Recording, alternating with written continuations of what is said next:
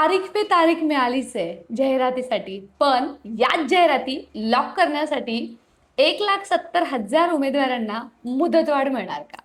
पोर्टलवरती सध्या पसंतीक्रम लॉक उमेदवार करत आहेत. हे लॉक करत असताना त्यांना असंख्य समस्यांना तोंड द्यावं लागतंय. तरी सुद्धा आता शेवटच्या फेजमध्ये असं दिसतंय की पोर्टल आता सुरळीत लाईनवरती, म्हणजे आपण असं बोलूया की ट्रेन कशी ट्रॅकवरती येते त्या पद्धतीने आता ट्रॅकवरती आलेला आहे. आणि बऱ्याच उमेदवारांना सध्या पसंतीक्रम जनरेट सुद्धा करता येते. पण पसंतीक्रम फक्त जनरेट करून चालतंय का हो?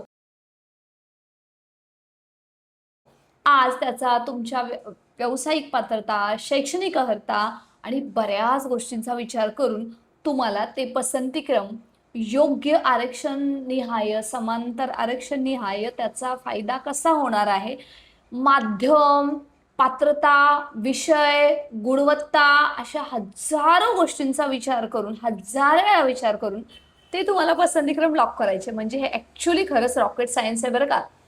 आणि याचसाठी आता उमेदवारांना मुदतवाढ मिळणार का? प्रत्येकाच्या मनामध्ये प्रश्न आहे. कारण जसं पोर्टल सुरू झालेलं आहे तेव्हापासून अगदी OTP येत नाहीये याच्यामध्ये निम्मा अर्धा वेळ गेलेला आहे. आणि अगदी आजपासूनच हे व्यवस्थित चालू झालेलं आहे. त्यामुळे सध्या पोर्टल शिक्षक भरतीची सध्याची स्थिती काय ते आपण पाहणार आहोत. आणि हो, मुदतवाढ मिळणार का? नाही मिळाली तरी तुम्ही सध्या हा व्हिडिओ पाहताय, तुम्हाला शिक्षक व्हायचंय, पहिला टप्पा असो दुसरा टप्पा असो, तुम्हाला सध्या काय करायचंय, आजच हे करायचंय, जेणेकरून तुमचा हा जो लॉक करण्याची संधी आहे ती चुकणार नाहीये. शेवटपर्यंत पहा.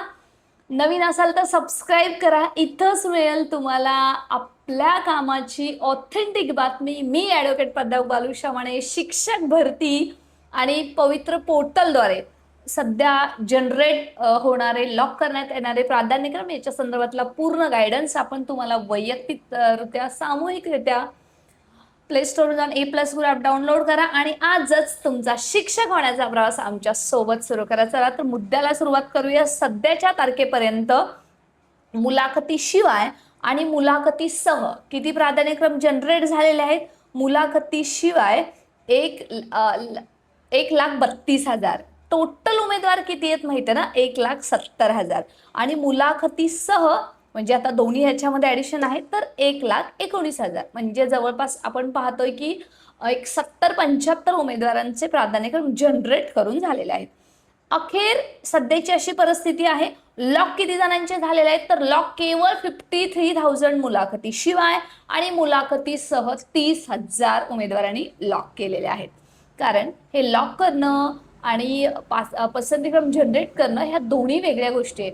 लॉक करत असताना तुम्हाला तुमच्या जाहिराती मेन मेनूमध्ये जाऊन प्राधान्यक्रम असाइन करणं, तुमच्या पात्रतेनुसार करणं, तिथं तुमची जागा असणं, एवढा मोठा विचार करायचा आहे. त्याच्यासोबतच आत्ता सध्याची जी परिस्थिती आहे, पोर्टलवरती जनरेट झालेले आहेत आणि लॉक झालेले आहेत, यांची अशीच परिस्थिती आहे की उमेदवारांचे जे जनरेट झालेले आहेत ते 70% जरी असले तर लॉक झालेले पसंतीक्रम आहेत ते अगदी 25% सुद्धा झालेले नाही आहेत. आणि याच धर्तीवरती पोर्टलच्या आजच्या तारखेला मुदतवाढ देणं हे बंधनकारक नव्हे, ते गरजेचं आहे. पण मुदतवाढ मिळेलच लॉक करण्यासाठी. पण सध्या तुम्ही काय करायचंय तर तुम्ही तुमच्या लॉग इनला जाऊन कुणासोबतही OTP, मोबाईल नंबर शेअर करू नका अनसस्पिशियस व्यक्तींसोबत, ज्यांना तुम्ही ओळखतच नाही आहात त्यांच्यासोबत. पण तुम्हाला हे जनरेट करायचे आहेत आणि जनरेट करून झाल्यावर अभ्यास करायचा आहे. बरं, आता मुदतवाढ मिळते ती कशासाठी मिळणार आहे? आता मिळणारी मुदतवाढ जरी एकदा जनरेट करण्यासाठी मिळाली तरी सुद्धा येणाऱ्या काळामध्ये जी मुदतवाढ मिळणार आहे ती केवळ लॉकसाठी मिळणार आहे. मग हे काय भानगड आहे? आता जनरेट करण्यासाठी मिळणार आहे पण लॉक करण्यासाठी मिळणार आहे म्हणजे काय? तो टॅब बंद केला जाणार आहे. तुम्ही सध्या पसंतीक्रम असाइन करताय ना, त्याच्या अंतर्गत तिथे तुम्हाला with interview round, without interview round पसंतीक्रम जनरेट करायचे आहेत. पण लॉक करताना मात्र तुम्हाला तो टॅब ओपन असेल परंतु तो जनरेट करण्याचा बंद झालेला असेल. तुम्ही हे आजचं हे रेकॉर्ड करून ठेवा, हे असंच होणार आहे. म्हणूनच सर्वांना विनंती आहे, जर हा व्हिडिओ पाहताय, तुमचे जिवलग पाहतात आहे, सर्वांनी एकच करायचं आहे, तुम्हाला फुल फायनल जे पसंतीक्रम द्यायचे आहेत ते एकदा तुमच्या लॉग इनला जनरेट करून ठेवा. म्हणजे तुम्हाला काय करायचंय, सध्या बऱ्याच जाहिराती आहेत, आस्थापना आहेत, त्यांच्या जाहिरातीमध्ये बदल होतात आहे आणि त्या लॉग इनला सुद्धा अवेलेबल होतात आहे. त्यामुळे तुम्ही एकदा पूर्णतः असाइन करून सुद्धा पुन्हा एकदा आलेले पसंतीक्रम डिलीट करा आणि ते पुन्हा रिजनरेट करा मुदतीच्या मुदतीच. आणि एकदा रिजनरेट केले की नंतर तुम्ही आहे ते पसंतीक्रम असाइन करू शकता, डिलीट करू शकता, सॉर्ट करू शकता, त्याचा क्रमवारी सुद्धा लावू शकता. पण आज तुम्हाला काय करायचे लक्षात आलंय का? पुन्हा एकदा मी रिपीट करते, तुम्ही आलेले पसंतीक्रम एकदा डिलीट करून पहा आणि पुन्हा एकदा रिजनरेट करून पहा. ते तुम्हाला विहित मुदतीतच करायचं आहे. येणाऱ्या काळामध्ये पुन्हा एकदा याच्यासाठी संधी मिळेल, परंतु फक्त आणि फक्त लॉकचा टॅब चालू असतो आणि पसंतीक्रम जे काही आपल्याला जनरेट होतात त्याचा टॅब अक्षरशः बंद केला जातो. म्हणूनच सगळ्यात महत्त्वाचं आहे, तुमच्या जाहिरातीमध्ये बदल असेल नसेल, सध्या पोर्टलची परिस्थिती काही असो, तुम्ही एकच काम करायचं आहे प्रामाणिकपणे. जरी तुम्ही सध्या लॉक केलेले आहेत, करत आहात, तरी सुद्धा तुम्हाला शेवटची संधी म्हणून बऱ्याच जाहिरातीमध्ये बदल झालेला आहे. एकच काम करा, ते म्हणजे आता सध्या पोर्टल व्यवस्थित चालतंय, त्यामुळे तुम्हाला टेन्शन घ्यायचीच गरज राहिलेली नाही. वास्तविक पाहता तरी सुद्धा आहेत ते पसंतीक्रम तुम्ही डिलीट करणार आहात, पुन्हा नवीन जनरेट करून ठेवणार आहात आणि लॉक करायचे ना, ते तुम्हाला आम्ही थेट इथे सांगणारच आहोत. पोर्टलद्वारे तशा पद्धतीचं नोटिफिकेशन निघेल, परंतु सध्या मात्र मुदतवाढ मिळते आणि ती मुदतवाढ जरी जनरेट करण्यासाठी एकदा मिळाली तरी सुद्धा जी पुढची मिळणार आहे ती केवळ लॉकची संधी तुम्हाला मिळणार आहे.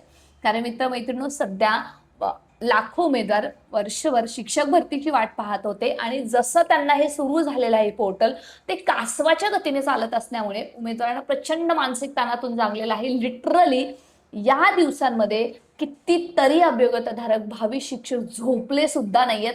रातोरात ते लॅपटॉप किंवा तो सायबर कॅफे, मोबाईल, पेन, वही किती आलेत, कुठं गेलेत, माझे योग्य आहे का, माझ्या माध्यमाचा आहे का, आणि त्याच्यामध्ये समांतर आरक्षणाचा तो भला मोठा चार्ट. ऍक्च्युली ते खरंच वास्तविक पाहता वरवर पाहता कोणालाच कळणार नाही, पण तुम्ही शिक्षक आहात म्हणजे तुम्हाला कळायला हवा, कारण आपला तो पार्ट ऑफ जॉब आहे. पार्ट अँड पार्सल ऑफ आपलं उद्याच्या येणारी ती दैनंदिन लाईफ होणार आहे. त्याच्यासाठीच तुम्हाला व्यवस्थित आलेले पसंतीक्रम आहेत ते तुम्ही पुन्हा एकदा आलेले पसंतीक्रम डिलीट करा, पुन्हा जनरेट करा आणि ते सुद्धा मुदत आहे तोपर्यंत, आणि येणाऱ्या काळामध्ये तुम्हाला ते लॉक सुद्धा करायचे आहेत. बरं, पुन्हा मुदतवाढ मिळाली तर काय तुम्ही अनलॉक करू शकता का? येस, तुम्हाला ते करता येणार आहे, पण फक्त एकदा. त्याच्यानंतर ना मात्र तुम्हाला हे पुन्हा पसंतीक्रम रिजनरेट करता येणार नाही. जवळपास मी वारंवार तुम्हाला हे सांगण्याचं कारण आहे की तुम्ही या रेसमध्ये आहात ना, तुम्ही आता जाता जाता अशी कोणतीही चूक करू नका, जेणेकरून छोटी मोठी चूक, मी नेहमी तुम्हाला सांगते, सध्या आपण पसंतीक्रम करतोय, बऱ्याच गोष्टीचा विचार करतोय, परंतु लॉक करताना सुद्धा अशी छोटी मोठी चूक करू नका. दुसरा टप्पा तुमची वाट पाहतोय, एकच लक्षात ठेवा. आणि त्याच्यासाठी ज्यांना आलेले आहेत, ज्यांना आलेले नसतील, ज्यांना दिसत नसतील, त्यांनी सुद्धा हे करायला काहीच हरकत नाहीये. सध्या आपण तुमच्या पात्रतेनुसार जर जागा आलेल्या आहेत, पोर्टलच्या होम टॅबवरती दिसत आहेत, तर तुम्हाला सुद्धा दिसायला हव्यात. तरी सुद्धा एखाद्याला जनरेट झालेच नसतील, त्यांनी पोर्टलचा ईमेल ऑफिशियल आयडी आहे त्याच्यावरती तुम्ही ईमेल करा, किंवा तुम्ही परीक्षा परिषदेला जाऊन सुद्धा भेट देऊ शकता, कारण तुमचं जी याची दही याची डोळा, तुमचं सोल्युशन तुम्हालाच मिळणार आहे. अशाच ऑथेंटिक माहितीसाठी स्टे कनेक्टेड. आपलं व्हॉट्सअप, टेलिग्राम जॉईन करा, याच व्हिडिओच्या डिस्क्रिप्शन बॉक्समध्ये लिंक आहे. आणि जर तुम्हाला शिक्षक भरती संदर्भातली कोणती अडचण समस्या असेल तर थेट आज आमच्याशी संपर्क साधा. धन्यवाद.